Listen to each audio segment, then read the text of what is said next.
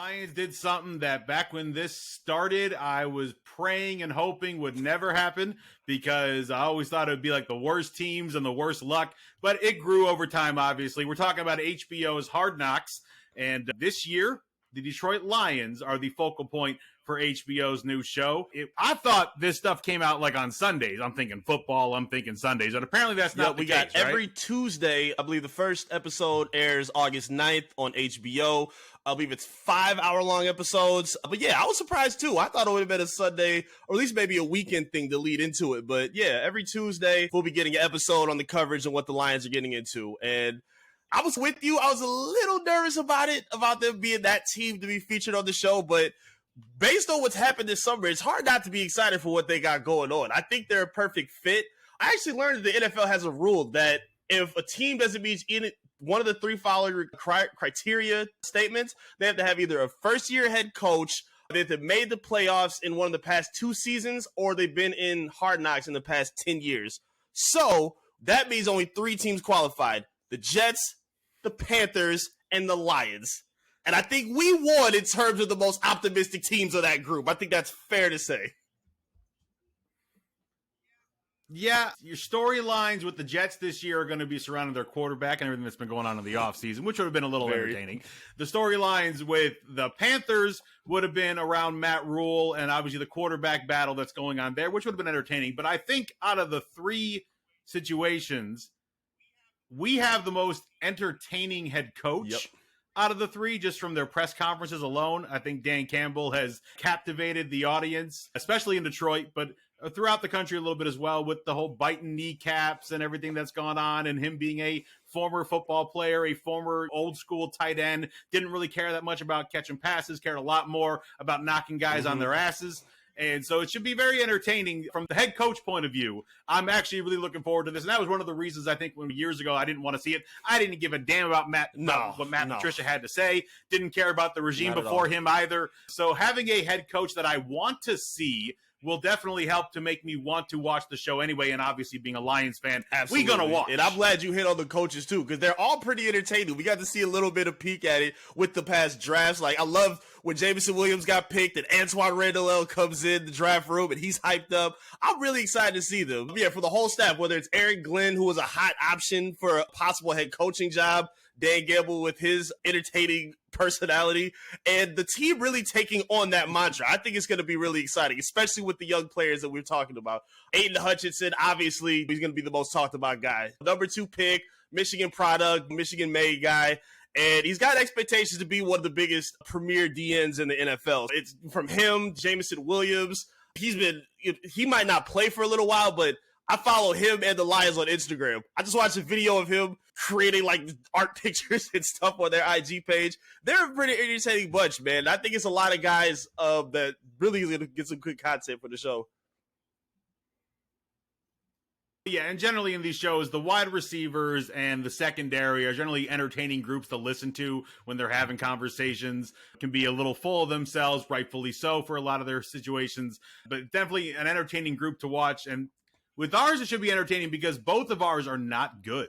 The wide receiver situation has been bad in Detroit for a while. Amon-Ra St. Brown obviously surprised everybody last year with that second half of the season that he had and looked like he could be one of these guys to lead the way for a young wide receiver core going forward. And our secondary is just absolute trash and has been for years. Jeff Okudah can't get off the bench. The man's been hurt year in, year out. He hasn't even played a full season yet in the NFL, and he's starting his third year. And he's the best we got, it looks like, coming into the season. So, except for a couple of add-ons we've recently made. But so it should be interesting to see those two groups. What is going to be the focal point for them from HBO's point of view? Are the narrators going to come in with that narration voice and talk about the Detroit Lions have had a very bad wide receiver core over the last so many years? Jameson Williams trying to be that young stud to lead the way forward to the future of new life. All that crap that they're going to do while they're showing video of the guys running routes and all that. That was a good audition voice. I like that. We'll send it to HBO. Always audition. We'll send it to HBO. I appreciate it. No, I'm with you, man. Especially, hitting at the position battles. Kuda's got a lot to prove. Even some of the young players they had. Jerry Jenkins was coming off an injury. He had a really good flash of games for a while. He was playing really good towards the second half of the season after the injuries. Monty Owarie has had a pretty good impact. Came off 6 interceptions, including one of the biggest plays of the season with that pick against Kyler Murray and the Cardinals. So they'll definitely be fun to see and check out. The linebacker battle is going to be good. You're bringing in Jared Davis coming back. Derek Barnes was pretty high on when they drafted last season. I really love Malcolm Rodriguez, who they got out of Oklahoma State. Seems like a gritty guy that really fits the identity of this team. And, of course, the veteran that just signed a deal in Alex Anzalone. So they got a lot of good competition position battles that I think will get some pretty good coverage in the show, especially for sure for the positions. Yeah, and for those of us that are more of the diehard sports fans that want to see our draft picks and see them play, this is a great opportunity for that because, look, big fan of Malcolm Rodriguez as well. What he did at Oklahoma State was fantastic. However, he is 5'10" and a half, generally pretty small for a linebacker in the NFL. I don't know how much playing time we're going to get to see of him on Sundays. So it's going to be great to get able to see him on apparently Tuesdays, because that's when Hard Knocks is coming out, to be able to see what he can bring to the table, to see that enthusiasm, that energy. And I think this is a guy that will end up being on the practice squad, on the scout squad, whatever, playing the defense to get our offense ready for the upcoming game each week. And we're not going to be able to see that once Hard Knocks is done. So getting a chance to see him now, and look, I hope he proves me wrong. I hope we end up seeing him on Sundays this year. I don't think it's going to happen. I've been wrong plenty of times before. I thought Matt Leinart was going to be an all-pro Hall of Fame quarterback when he left USC. That clearly wasn't the case. So I am not a prophetic person whatsoever when it comes to people's careers, and Malcolm could absolutely prove me wrong, and I hope he does. I just feel with his size, it's going to take a bit for him to prove himself in the NFL. Absolutely. 2 guys I got on my board that I'm really excited to watch. One's not a rookie. One is. I got a friend who actually went to Jackson State.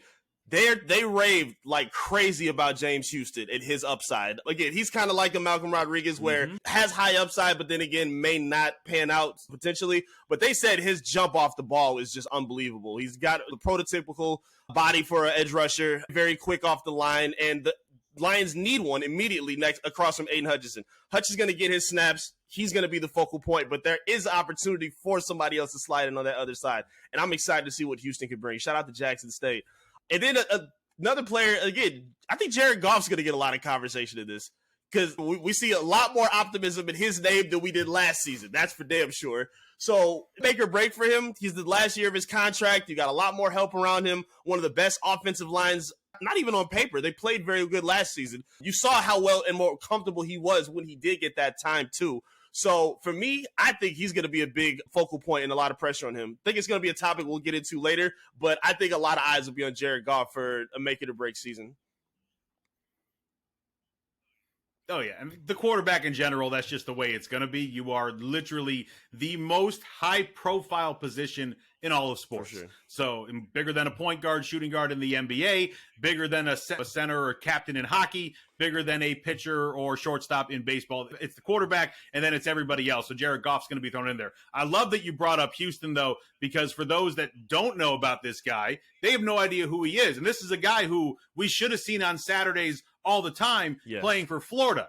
It didn't work out that way. He ended up leaving Florida before ending up at Jackson State, where this dude led the FCS with 7 forced fumbles. He was tied for second in tackles for loss. He had 16 and a half sacks. He knows how to play the game of football. There was just some outside the field stuff that kind of got in the way of his on the field stuff. Right. And so he had to end up, it wasn't working in Florida. Trying to get that playing time, you got to go elsewhere. Luckily, in the new world of transfers, you can absolutely do that without having to wait and sit out. He is prime time, and he showed it to his coach prime time while he was playing there at Jackson State. So it'll be great to see him as well on Tuesdays with Hard Knocks, because I think he's going to be proving a lot of people either right or wrong, depending on what you thought of this kid coming into the draft. And if you didn't know about him, I think by the time Hard Knocks is done, you are going to know about him. I'm with you. I'm definitely with you on that. And we're talking a lot about on the field with it too. I think an important factor to remember with a team that's rebuilding like the Detroit Lions, I'm just interested.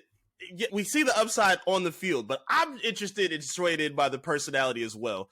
for Hard Knocks, this is perfect with the guys that they have. I love like Jamal Williams when he comes up and does his post games and he's talking to the media. He's a fun watch every single time. DeAndre Swift, who's got a lot of potential and upside for a breakout year. We saw him put on some weight. We saw him working out with Jamar Chase, learning Fournette, and I think Jalen Mills is the other guy.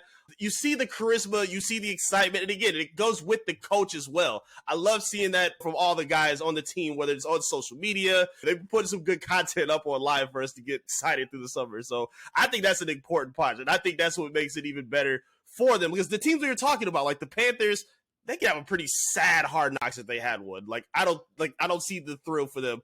The Jets are the Jets, so I'm not really sure. It's a lot to be hype about with the Lions, and I think they're a perfect fit for what we're about to get into.